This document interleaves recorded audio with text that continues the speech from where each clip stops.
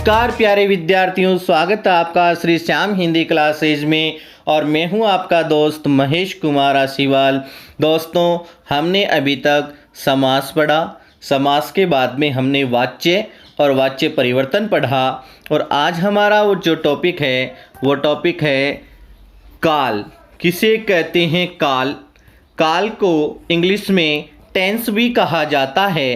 तो देखते हैं क्या होता है काल।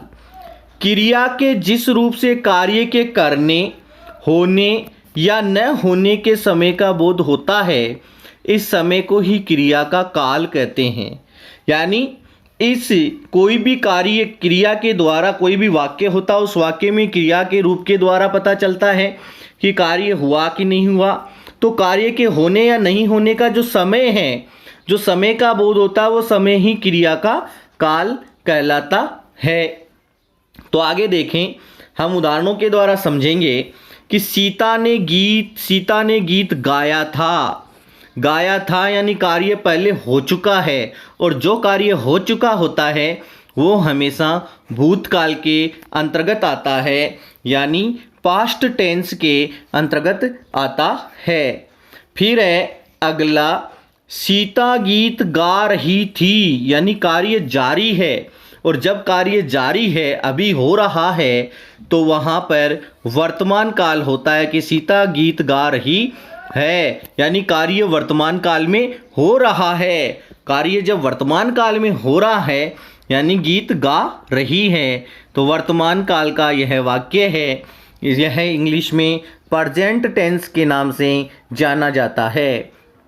फिर है सीता गीत गाएगी, यानी न तो उसने गाया था, न ही गा रही है, गाएगी। कहने का मतलब भविष्य का बोध कराता है, फ्यूचर का बोध कराता है, वह भविष्यत काल कहलाता है। इंग्लिश में इसको फ्यूचर टेंस कहते हैं।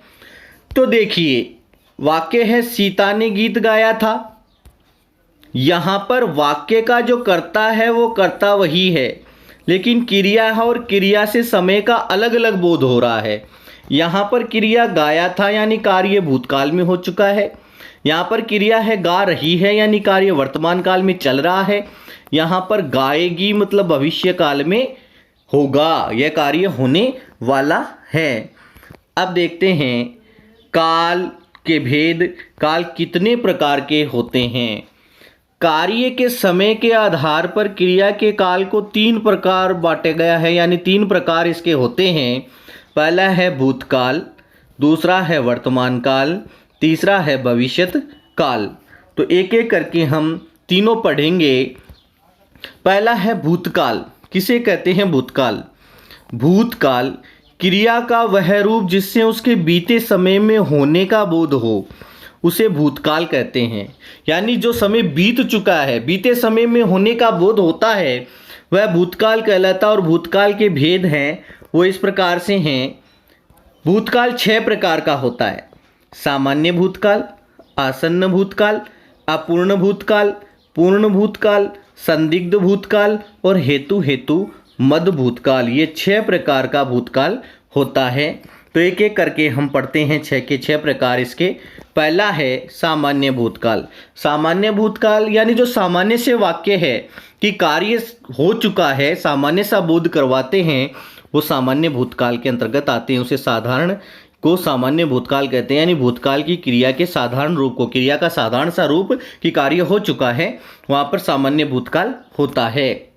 पहला वाक्य है सुरेश ने पत्र लिखा, यानी सुरेश पत्र लिख चुका है, पत्र लिखा एक सामान्य सा बोध कराता है, सामान्य भूतकाल का वाक्य है। दूसरा वाक्य है मोहन गया, यानी मोहन जा चुका है, गया। मैंने खाना खाया, यानी खाना खा लिया है। यहाँ पर सामान्य भूतकाल का बोध करवा रहे हैं। अब दूसरा प्रकार है वो है आसन्न भूतकाल। आसन्न भूतकाल क्रिया के जिस रूप से कार्य के अभी अभी समाप्त होने का बोध होता है, वह आसन्न भूतकाल कहलाता है। यानी कार्य अभी अभी समाप्त हुआ है, ऐसा जिस वाक्य से पता चलता है, वहाँ पर आसन्न भूतकाल होता है। देखते हैं कैसे। देखो, वे अभी आए हैं, यानी कार्य अभी अभी समाप्त हुआ है, अभी आए हैं, तो कार्य अभी भी समाप्त हुआ है। बच्चा सो गया है यानी बच्चा अभी सोया है मतलब, तो वहां पर आसन्न भूतकाल होता है। जब वाक्यों को हम पढ़ेंगे तब पता चल जाएगा कि कार्य अभी अभी समाप्त हुआ है, वहां पर आसन्न भूतकाल है। केवल हमें यह ध्यान रखना है कि क्रिया है उसका समय भूतकाल का होना चाहिए, यानी कार्य पूरा हो चुका होना चाहिए, यानी वे अभी आए हैं। इसका मतलब अभी अभी आए, आसन्न भूतकाल का यानी आए हैं। कहने का मतलब वाक्य का समय ये बता रहा है कि वो आ तो चुके हैं लेकिन अभी आए हैं। अगला वाक्य है, अगला है कि अपूर्ण भूतकाल। अपूर्ण का मतलब पूर्ण नहीं है जो क्रिया का वह रूप जिससे यह पता चले कि कार्य भूतकाल में हो रहा था किंतु उसकी समाप्ति के विषय में पता न चले, कि उसकी समाप्ति का पता नहीं चलता है कि कार्य हुआ या नहीं हुआ, वहाँ पर अपूर्ण भूतकाल होता है। इसके उदाहरण देखते हैं। अभिषेक खेल रहा था, ये था आ गया, इसका मतलब क्या है, भूतकाल का वाक्य है। लेकिन खेल रहा था यानी कार्य जारी था, समाप्त हुआ कि नहीं हुआ पता नहीं है।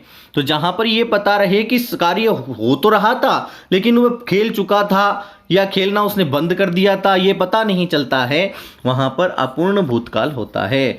वर्षा हो रही थी यानी कार्य जारी था, हो रही थी, ठीक है, तो वहां पर क्या हुआ, अपूर्ण भूतकाल है। डाकू धीरे धीरे आगे आ रहे थे, बढ़ते आ रहे थे, यानी डाकू धीरे धीरे बढ़ते आ रहे थे, कार्य जारी था, कार्य समाप्त नहीं हुआ था, कार्य जारी था, वहां पर अपूर्ण भूतकाल होता है। फिर है पूर्ण भूतकाल। पूर्ण भूतकाल क्रिया के जिस रूप से यह ज्ञात हो कि कार्य भूतकाल में पूरा हो गया था उसे पूर्ण भूतकाल कहते हैं। कि क्रिया के जिस रूप से ये पता चले कि भूतकाल में पूरा तो हो गया था उसे पूर्ण भूतकाल कहते हैं, कि कार्य पूरा हो चुका था। जैसे वर्षा हुई थी यानी वर्षा हो चुकी थी, समाप्त हो गई। वह विद्यालय गया था यानी कार्य हो चुका था, विद्यालय गया था। पुलिस के आने से पहले चोर भाग चुके थे यानी कार्य हो चुका था। तो जहाँ पर कार्य पूर्ण हो जाता है वह पूर्ण भूतकाल कहलाता है। फिर अगला वाक्य, अगला है संदिग्ध भूतकाल। किसे कहते हैं संदिग्ध भूतकाल? क्या होता है, क्रिया के जिस रूप से भूतकाल का बोध हो, क्रिया का वह रूप जिससे भूतकाल का बोध हो किंतु कार्य के होने में संदेह हो। क्रिया का वह रूप जिसे ये तो पता चले कि भूतकाल का वाक्य है लेकिन उसमें संदेह की स्थिति होती है, तो संदेह की स्थिति जहां होती है वहां संदिग्ध भूतकाल होता है। उदाहरण देखते हैं। वह आया होगा यानी वह आया होगा, पता नहीं आया कि नहीं आया लेकिन आया होगा, जहां पर आया होगा यानी संदिग्ध भूतकाल है। वर्षा हुई होगी यानी वर्षा हुई होगी, तो यहाँ पर संदेह की स्थिति पैदा हो रही है। लगता है वह ठीक समय पर पहुंच गया होगा यानी संदेह की स्थिति है कि कार्य पूर्ण हुआ या नहीं हुआ, वहां पर संदिग्ध भूतकाल होता है। और छठा और आखिरी ये प्रकार है कि हेतु मद भूतकाल। जहां भूतकाल की दूसरी क्रिया पहली क्रिया पर आधारित हो उसे हेतु मद भूतकाल कहते हैं।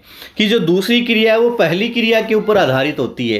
कार्य हुआ या नहीं हुआ यह पहली क्रिया के ऊपर आधारित होगा। देखते हैं कैसे, कि यदि वर्षा होती तो फसल भी अच्छी होती, अगर ये पहला कार्य नहीं हुआ तो दूसरा कार्य होगा भी नहीं, तो वर्षा यदि अच्छी होती तो फसल अच्छी होती। तो यहाँ पर क्या है, हेतु मद भूतकाल है। आगे उदाहरण देखते हैं। यदि लॉकडाउन नहीं लगता तो संपूर्ण देश इसकी चपेट में आ जाता। किसकी? कोरोना वायरस की में। कि यदि लॉकडाउन नहीं लगता तो संपूर्ण देश कोरोना वायरस की चपेट में आ जाता। तो यहाँ पर अगर ये नहीं होता तो ये कार्य भी समाप्त कैसे हो, अगर ये हो नहीं होता तो ये कार्य कैसे होता। यह पहले वाक्य के आधार पर दूसरा वाक्य रहता है। वहाँ पर हेतु मद भूतकाल होता है। यदि अखिल पढ़ता तो पास होता, यह कार्य यह वाक्य है तो ये इसके ऊपर आधारित है। पहले वाक्य के ऊपर दूसरा वाक्य आधारित रहता है, वहाँ पर भूतकाल होता है। कौन सा? हेतु मद भूतकाल होता है।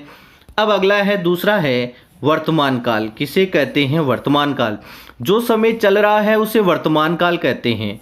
जो समय चल रहा है उसको वर्तमान काल कहते हैं। जैसे बच्चा रोता है यानी कार्य जारी है, रो रहा है। सोहन खेल रहा है यानी कार्य जारी है, वहाँ पर वर्तमान काल होता है।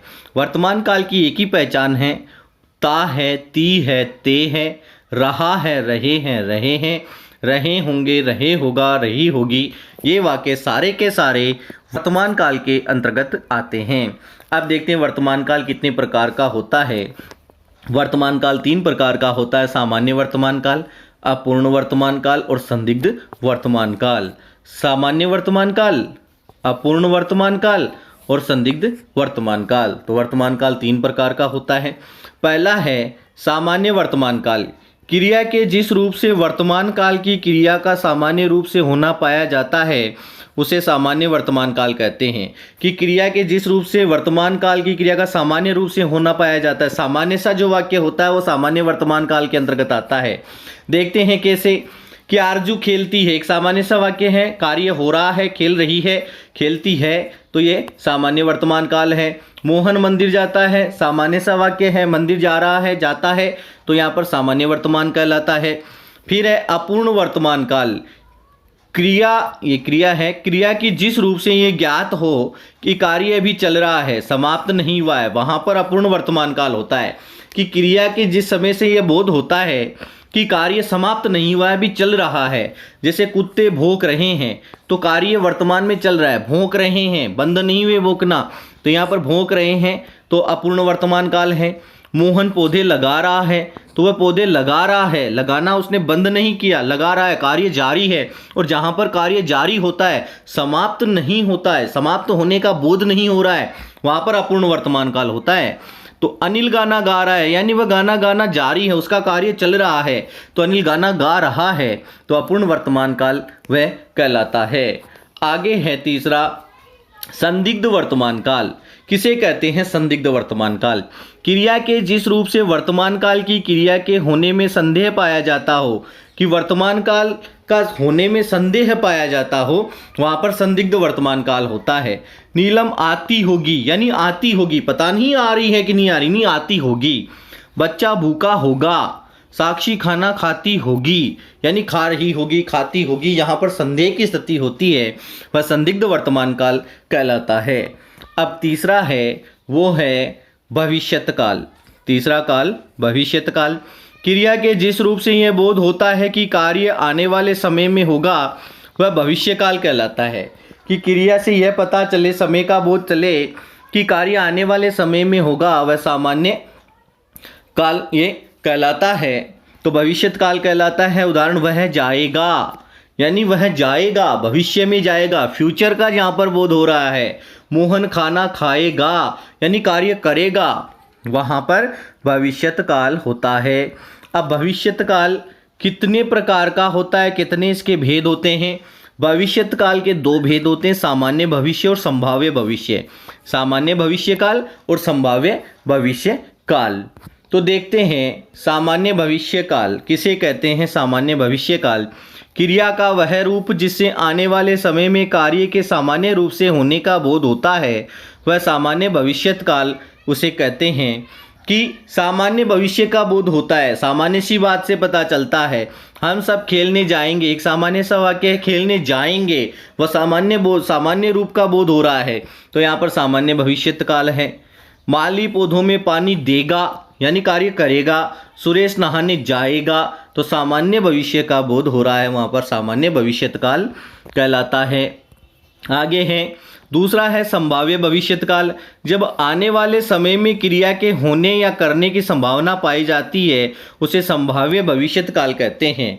यानी संभावना कि कार्य हम करेंगे ऐसा, फ्यूचर में हम ऐसा करेंगे, ऐसी कल्पनाएं करना, संभावनाएं जहाँ पर व्यक्त की जाती है, वहाँ पर भविष्यत काल होता है, संभाव्य भविष्यत काल।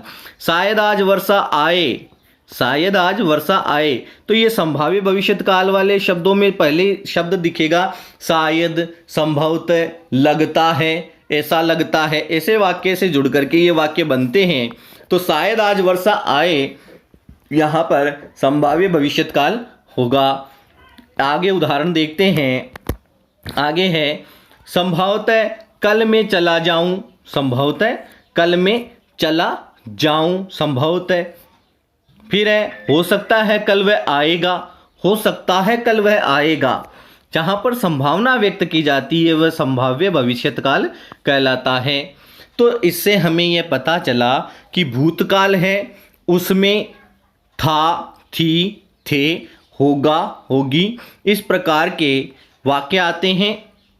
दूसरा वर्तमान काल, वर्तमान काल में ता है, ती है, ते हैं, रहा है, रही है, इस प्रकार के क्रिया के वाक्य आते हैं। और भविष्यत काल में कार्य के भविष्य में होने का बोध करने वाले आएगा, आगा, गा शब्द से जुड़े हुए होंगे, वह कार्य करेगा, ऐसा होगा, वैसा होगा, तो वहाँ पर भविष्यत काल होता है। तो इस प्रकार से आज हमारा यह टॉपिक यहीं समाप्त होता है। तो प्यारे विद्यार्थियों, अच्छे से पढ़ें और लॉकडाउन की पालना करें, घर के अंदर रहें और ज़्यादा से ज़्यादा इस चैनल को सब्सक्राइब करें, लाइक करें और शेयर करें। धन्यवाद।